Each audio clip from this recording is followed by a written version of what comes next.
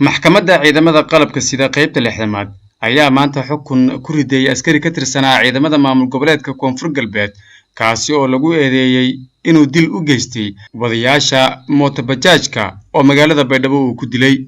gudoomiyaha maxkamadda ciidamada qalabka sida qaybta lixdamaad gaashaanle dhexe aadan abuukar ayaa ku dhawaaqay xukunkan askariga lagu riday taariikhdu markay ahayd 1 bishii Shanaad 2018 saacaduna ay 10kii subaxnimo maxkamadda ciidamada qalabka sida qaybta lixdamaad waxay u fariisatay dacwad iqaabeedka loo haystay eedeysana gacan ku dhiile dable booliiska Faysal Nuur Maxamed Aadan oo loo yaqaan reer magaal in Shariifo Isaaq Usmaan 24 jir ah ka tirsan ciidanka booliiska rugta suuqa balka degmada Baydhabo kaasoo xafiiska xeerlaalinta maxkamadda ciidamada qalabka sida qaybta lixdanaad ku soo dacweeyay in uu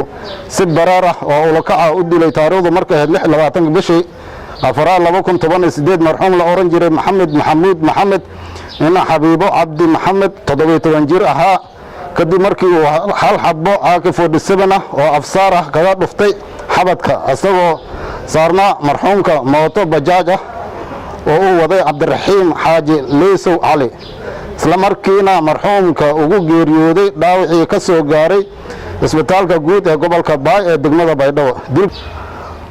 markay aragtay warqadii dhakhtarka uu ku cadeeyay geerida marxuumka sawirka laga qaaday meydka marxuumka iyo qorigii uu eedeysana ku dilay marxuumka oo ah dambi muujin markay aragtay qoraalka dacwadda lidka ku eedeysana oo ay soo qoreen ehelada marxuumka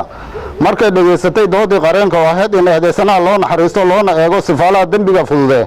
maadaama uu qirtay dambigii lagu soo eedeeyay sidaas darteed maxkamadda waxaa u cadaatay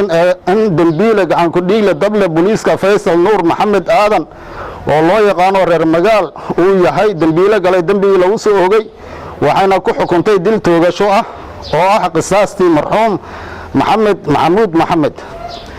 cidii aan ku qanacsanayn xukunka maxkamadda waxaa u furan in ay rafcaan ka qaataan wabillahi tawfiiq Cabdullaahi Nuur Aadan magaalada Baydhabo ha hilmaamin subscribe iyo like